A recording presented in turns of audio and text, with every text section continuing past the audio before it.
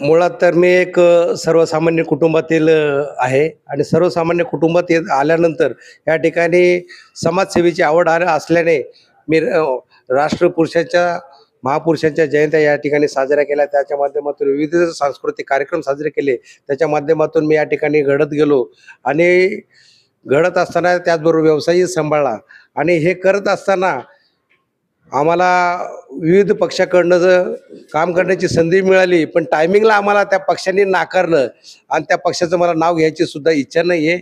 पण नाकारल्यानंतर मला माझ्याच पक्षाने, माझ्याच समाजाच्या पक्षाने आणि इथल्या नागरिकांनी सांगितलं की भाऊ तुमचं काम खूप चांगलं आहे, तुम्ही निश्चितपणानं निवडणुकीला पुढे जा, आम्ही तुमच्या पाठीशी आहोत, तुम्हाला निवडून देऊ. जवळजवळ 5 ते 6 हजार नागरिक आमच्या भेटीला आले आणि भेटीला येऊन तिने सांगितलं, अक्षरशः रडू सांगितलं की तुम्ही उभे राहा, तुमचं काम चांगलं आहे. ते संपूर्ण 5-6 हजार जनता आमच्या पाठीशी आहे आणि त्याचबरोबर आज वंचित बहुजन आघाडीचा पाठिंबा भेटला आहे आणि पाठिंबा भेटल्यानंतर आम्ही निश्चितपणाने या ठिकाणी ताकदीने निवडून येऊ. आणि या प्रभागातील मुख्य प्रश्न आहे प्राधिकरणाचा प्रश्न. या ठिकाणी गोरगरिबांनी जी घरं घेतलीत त्या घरांना आज झिरो व्हॅल्युएशन आहे, त्यांना 7/12 नाही, त्यांना प्रॉपर्टी कार्ड नाही. त्या प्रॉपर्टी कार्डवरती त्या घरासाठी मी गेली अनेक वर्षे काम करतोय.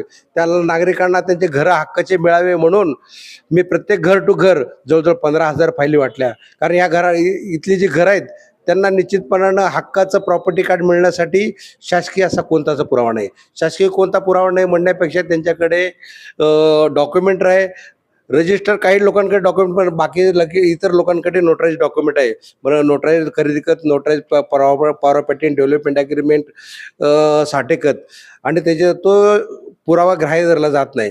म्हणून जो नागरिक या ठिकाणी 1970च्या अगोदरपासून जे नागरिक राहतात त्या नागरिकांकडनं या ठिकाणी राहणारा जो टॅक्स पावती आहे, महानगरपालिकेच्या अगोदर ग्रामपंचायतीची टॅक्स पावती आहे, नंतर महानगरपालिकेची टॅक्स पावती आहे, त्याच्यानंतर लाईट बिल आहे, पाणी बिल आहे. जर 40-40, 50-50 वर्ष या ठिकाणी नागरिक राहतात पण त्यांना त्यांचा हक्काचं प्रॉपर्टी कार्ड मिळत नाही. ते मिळावं आणि तो लढा या ठिकाणी राहणारे जवळजवळ 30 ते 40 हजार नागरिक या फायली घेऊन या महसूल खात्यापर्यंत, मुख्यमंत्र्यापर्यंत, इथल्या आमदार खासदारापर्यंत जातील. तर निश्चितपणे त्यांना या नागरिकांना हक्काचे घरं देण्यासाठी काम करावं लागेल. आपण ह्या माध्यमातून नागरिकांना काय आवाहन करावं? नागरिकांना एवढंच आवाहन करतो की मी जीव तोडून तुमच्यासाठी लढतोय, तुम्हाला हक्काचं प्रॉपर्टी कार्ड मिळावं म्हणून लढतोय, अंतकरणातून लढतोय.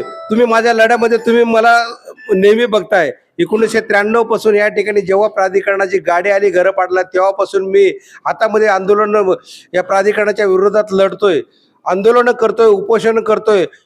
मी खासदाराच्या माध्यमातून खासदारकीच्या अगोदर 2012 साली शेरगावपासून ते मुंबईपर्यंत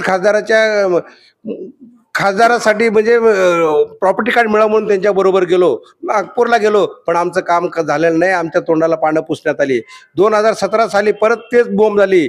या ठिकाणी निवडणुका झाल्या आणि रिंग रोड 30 मीटर SCM मीटरचं काम चालू झालं आणि SCM मीटरचं काम काळेवाडी फाट्यापर्यंत येऊन थांबलं, राटणी फाट्यापासून.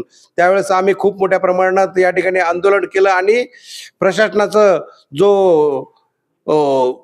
हे होतं ते आम्ही निश्चितपणे त्यांचं हाणून पाडलं.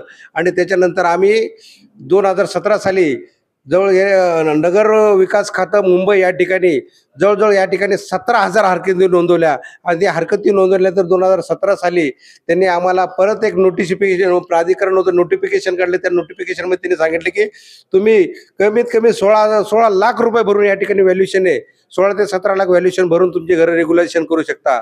पण आम्ही सांगितलं की बाबा एवढी ऐपत आम्ही कुणाचीच नाही, तुम्ही नॉमिनल 1 रुपये घेऊन आमचे घरं रेग्युलायझेशन करावी.